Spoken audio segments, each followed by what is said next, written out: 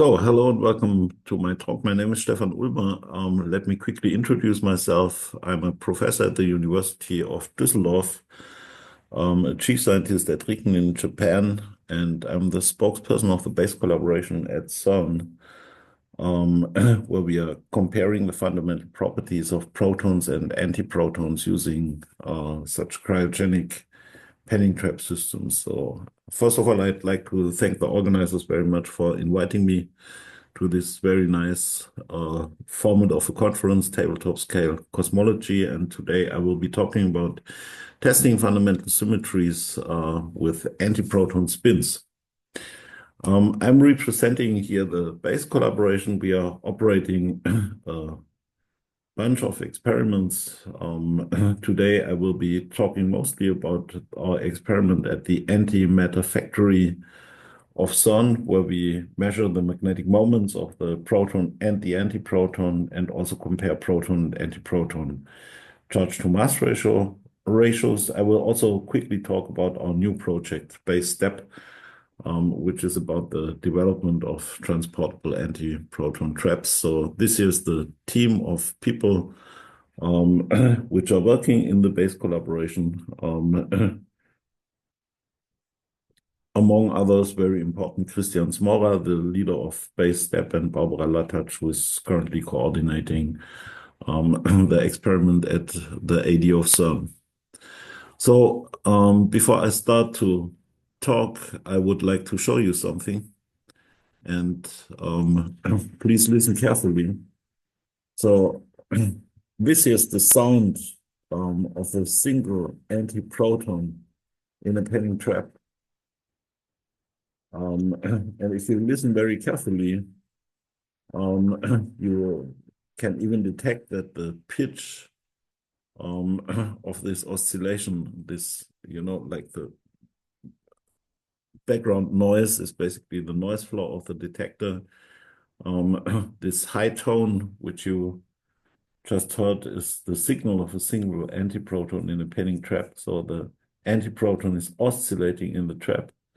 This oscillation induces image currents into the trap electrodes, which can be converted to voltage drops over superconducting ultra-sensitive detectors. These signals can be amplified, can be mixed down, FFT analyzed. And this is how we are basically measuring frequencies of single oscillating particles. If you listen very carefully, you even were able to detect this change in pitch. This is due to resistive cooling. If we excite the antiproton in the trap with a detector connector, the connector is damping out the energy of the antiproton's motional amplitude. And this leads to an effective shift of the frequency due to the relativistic mass. So if you're talking about the cyclotron frequency, you will see that the frequency changes as a function of time due to particle detector interaction. So what you just heard is the sound of what basically doesn't exist in our universe, at least not with high abundance, a single antimatter particle changing its pitch due to special relativity, which is something that is quite surreal and quite fun to work with these type of experiments.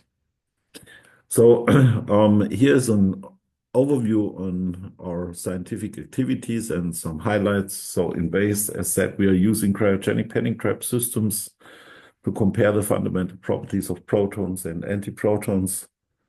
For example, we've performed a comparison of the proton antiproton charge to mass ratio in, well, about 10 years ago with a fractional accuracy at the level of 69 parts in a trillion. We also compared proton and antiproton magnetic moments with fractional accuracies down to the parts per billion level.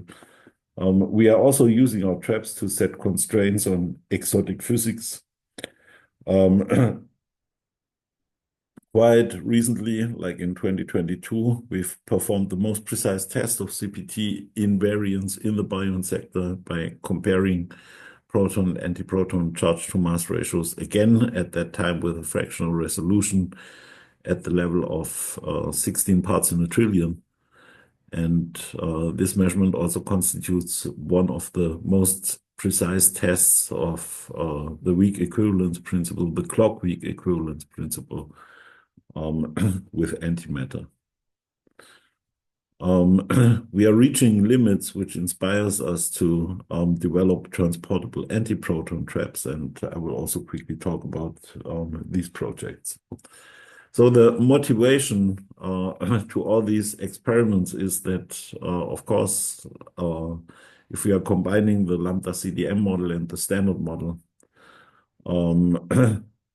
we would, in principle, naively expect the baryon to photon ratio that is at the level of 10 to the minus 18 and the baryon to antibaryon ratio at the level of 1. But however, what we observe is a baryon to photon ratio at a level of 6 times 10 to the minus 10. And well, this is the important number. This number depends a bit on where you're measuring. So comparing these two numbers, we see that combining the best models which we have in physics, there's an inconsistency of about 9 orders of magnitude. And to explain these discrepancies here, you know that Sakharov proposed in principle a mechanism which requires B violation, CP violation, and an error of time that would produce the baryon symmetry in our universe. What an alternative scenario to this is to have B violation, CPT violation, and that would also contain mechanisms to produce the baryon symmetry in the universe. So one strategy to try to resolve these problems, among many others, is to perform technology-driven high-precision comparisons of the fundamental properties of matter-antimatter conjugates. We are using here protons and antiprotons. There are different kind of scenarios within which CPT violation can occur, like KK and string theories, loop quantum gravity, and so on and so forth. The question for us is basically which type of measurable signals of these beyond standard model physics theories are imprinted onto the structure of the vacuum box of relativistic quantum field theories, or in different units, what is the Lagrange density of the universe in that sense. And in order to find a CPT violation extending reply to these questions, Alan Kosletsky and co-workers constructed the standard model extension, where you extend basically the Lagrange density by Lorentz bilinears that couple to the standard model Lagrange density with a certain coupling constant suppressed over a mass scale and effective tensor expectation value, and so on and so forth. And you can use basically these extensions of the standard model to discuss which type of experiments are the most sensitive ones. And here, in particular, the measurement of the antiproton magnetic moment stands out in some sense. So if we basically apply this standard model extension to a single particle in a penny trap, we would obtain here basically the Dirac equation and some CPT odd modifications, and this B coefficient here will produce basically something like a pseudo magnetic field that leads to a matter-antimatter splitting.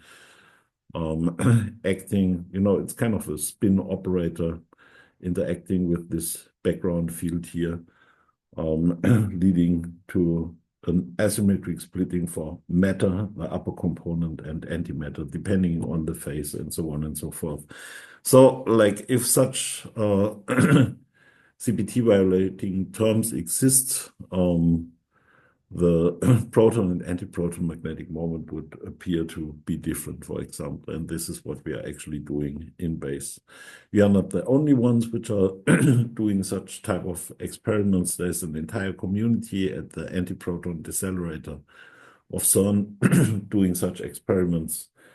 The ASAXA collaboration doing spectroscopy on antiprotonic helium, which gives the antiproton to electron mass ratio. We in BASE, we are focusing on antiproton G factors, magnetic moments in that sense, and charge to mass ratios. And the Alpha collaboration is performing 1s/2s spectroscopy. This is how this antimatter facility looks like. This is the accelerator structure of CERN. We get 25 GeV/c protons from the PS. These particles are guided into the AD target area where antiprotons are formed by a pair creation. The antiprotons are then filtered out, injected into the AD, the antiproton decelerator. To give you an idea about the size of this facility, these are roughly 50 times 50 meters.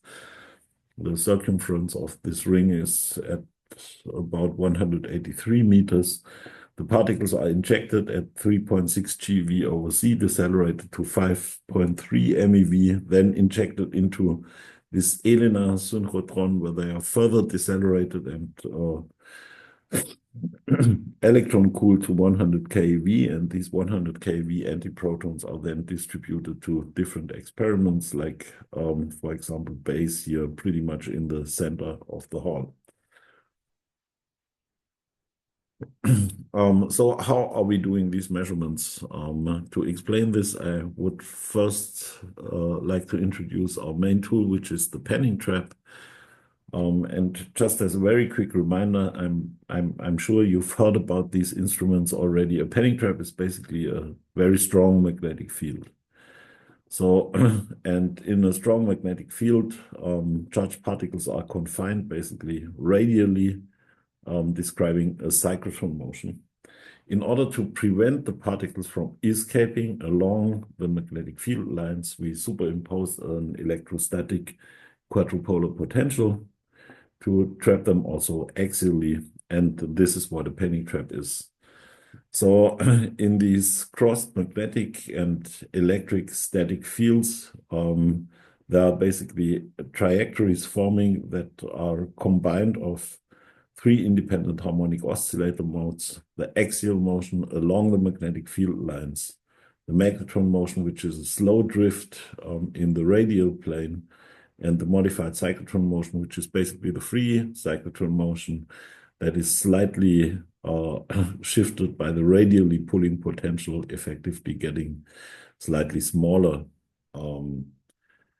compared to the free cyclotron frequency. So the strength of the panning trap is in the so-called invariance theorem, which says that under these ideal conditions,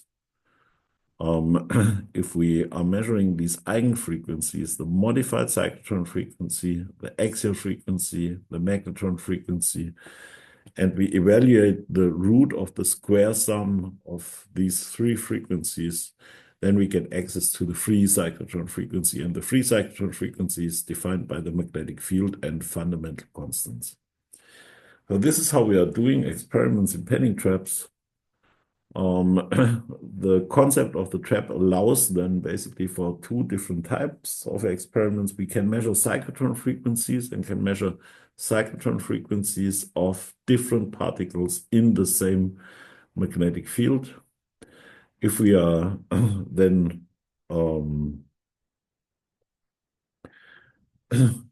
measuring this for different particles and evaluate basically the ratio of measured cyclotron frequencies, we get information on ratios of charge to mass ratio. So if we put in principle an antiproton in a trap and a proton in a trap, measure cyclotron frequencies, we get the antiproton to proton ratio of charge to mass ratios.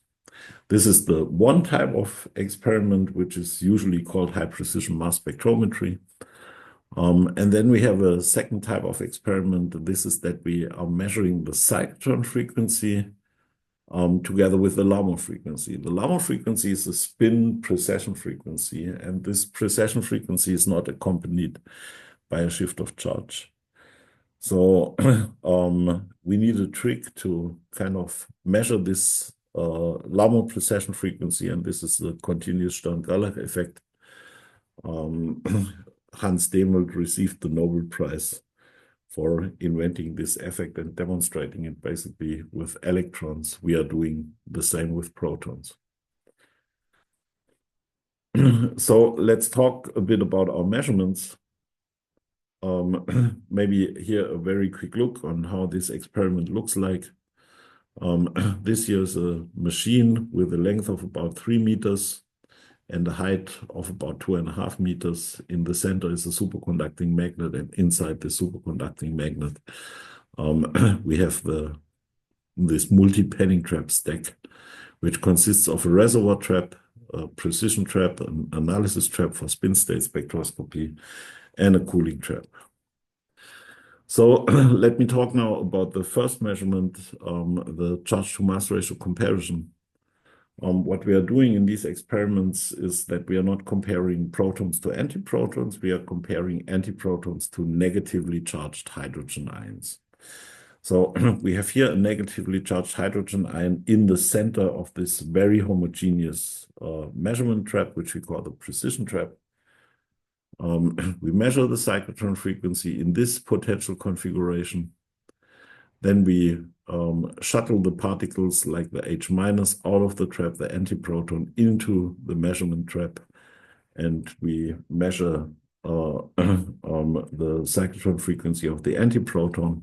By that, we get the antiproton to H- mass ratio. Now, what's important with the H-, the H- is a perfect proxy for the proton, but negatively charged to a level of fractional accuracy that is at the 10 to the minus 14 level, given all these modifications like the electron to proton mass ratio, the binding energy, the affinity energy of the second electron, and so on and so forth.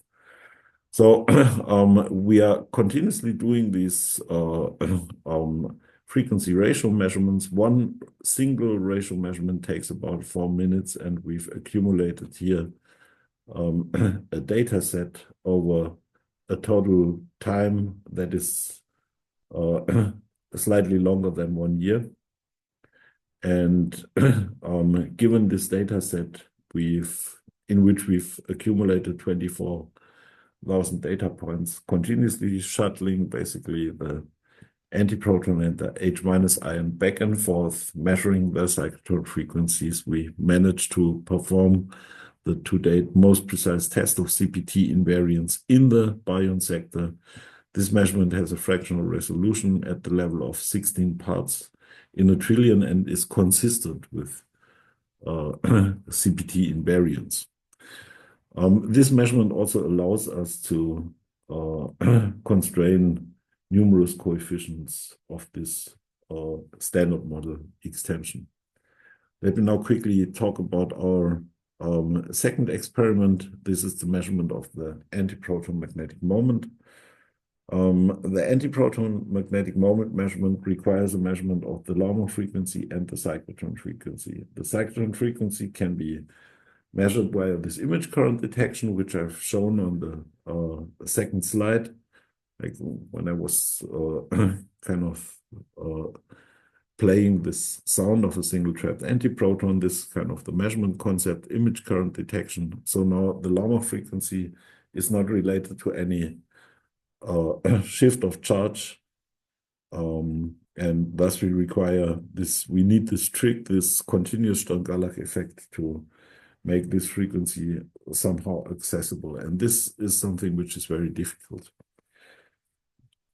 So the concept works as follows. It's the continuous Stern-Gerlach effect. So we superimpose on our trap an inhomogeneous magnetic field. And then we have here this magnetic energy. And the interaction of the magnetic moment of the trapped particle with this inhomogeneous magnetic field adds a spin-dependent quadratic axial potential to the electrostatic trapping potential. This means that the axial oscillation frequency inside the magnetic bottle trap becomes a function of the spin eigenstate. So by measuring basically the axial frequency, we can decide in which spin eigenstate the particle is. So the measurement concept of the Ulmer frequency is then in principle comparably simple. We just measure the axial frequency.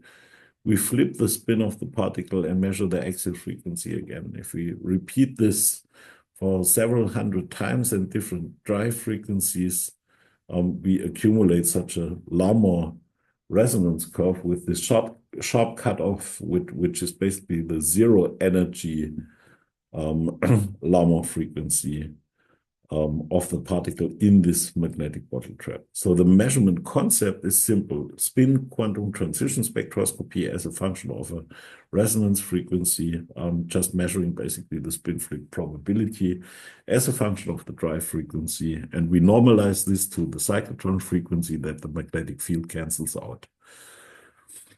The problem in this is that if we are looking into the details, this axial frequency jump, which can be detected by, or which is accompanied by a spin flip or caused by a spin flip, is proportional to the magnetic moment of the particle, to the strength of the magnetic bottle, anti-proportional to the mass, anti-proportional to the axial frequency.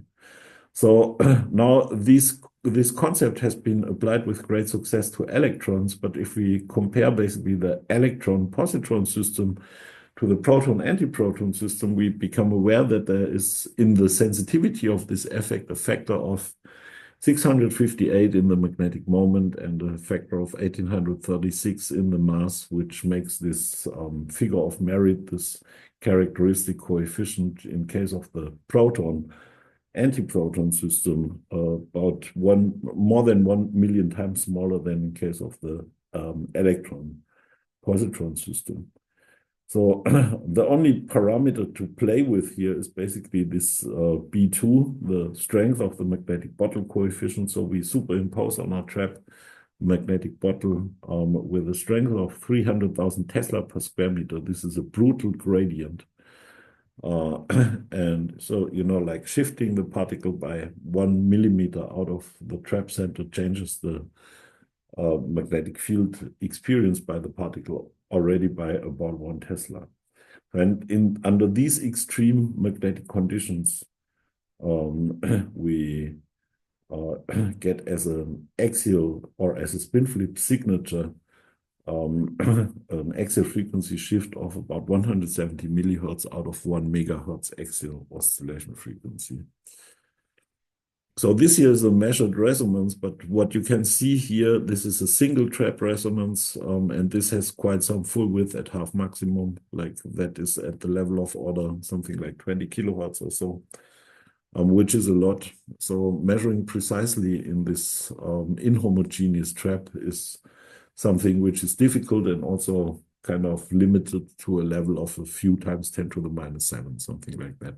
If we want to do better, we need to apply this double penning trap technique where we divide and conquer. We have here a spin state analysis trap in which we just initialize the spin state and read it out, but we do the precision frequency measurements in this very homogeneous precision trap. So here the magnetic field is about 100,000 times more homogeneous than here. So such a double trap technique divides and conquers. As said already, it initializes the spin state in the analysis trap, shuttles the particle to this second trap where we measure the cyclotron frequency while irradiating a spin flip drive. Then we transport the particle back and check whether the spin here has flipped or not by doing here an analysis measurement. This trap is sensitive to spin state detection. What is required to do this is that you need, in principle, a single spin state resolution in the second trap here. And this is something which is very difficult to achieve. I mean, we were working on the performance of this trap for something like almost 10 years until we managed to see here these antiproton spin quantum jumps. But with these quantum jumps, we can then apply in principle this double penning trap technique and measure the magnetic moment with very high accuracy. So this here's measured magnetic moment resonance, and this resonance allows us to determine the location of the line center with a fractional resolution that is at the level of 10 to the minus 9, 1.5 times 10 to the minus 9 to be accurate. And this measurement here improved the previous best measurement by more than a factor of 3,000. This measurement also enables us to set constraints on exotic couplings of, for example, axion like particles to antimatter spins. That is some exotic physics limits which we were deriving basically from these measurements. We can also constrain a bunch of standard model extension coefficients. So I know I'm running out of time. One thing which I would like to mention at the end of this talk is that currently we are basically limited by magnetic field noise that is induced by the accelerator. So in the accelerator hall, we cannot make these experiments much better anymore. And thus we decided to implement and develop a transportable antiproton trap with the goal to transport the antiprotons out of the accelerator facility, inject them into a dedicated ultra low noise experiment in a dedicated low noise laboratory, and do the high precision investigations then there, basically. And this is a transformative step in antimatter physics, and we are working on making this possible. We've recently demonstrated the first transport of protons in this transportable trap system, which you see here hanging on a crane. This is a device with a weight of about 1 ton. And we've managed to transport this basically from CERN to Heinrich Heine University Düsseldorf, where we are setting up these new ultra-high precision laboratories to realize then basically the first offline antimatter spectroscopy, well, with antiprotons. We hope that we can improve these measurements, which I've shown within this talk, by both of them by about a factor of 10 to 100. And so stay tuned. We are about to realize the proton transport, the antiproton transport, hopefully this year, and maybe the injection of antiprotons into a dedicated experiment within the next 2 to 3 years, something like this. This is the dedicated experiment which we are developing at the moment. And I think my time is up, and thus I want to summarize. So I've talked about recent precision measurements in base. The 16 parts in a trillion measurement of the antiproton to proton charge to mass ratio, the 1.5 parts per billion measurement of the proton and antiproton magnetic moments. We've made considerable progress towards improved antiproton magnetic moment measurements, and we are currently implementing a transportable trap. We had first successes there. The goal is to do antiproton offline spectroscopy by 2027, 2028. And with that, I'd like to thank you very much for your attention. Thanks for having me, and I'm looking forward to discuss any talk-related questions with you in the dedicated session. So thanks very much for listening to this, and have a good time at the conference. Bye-bye.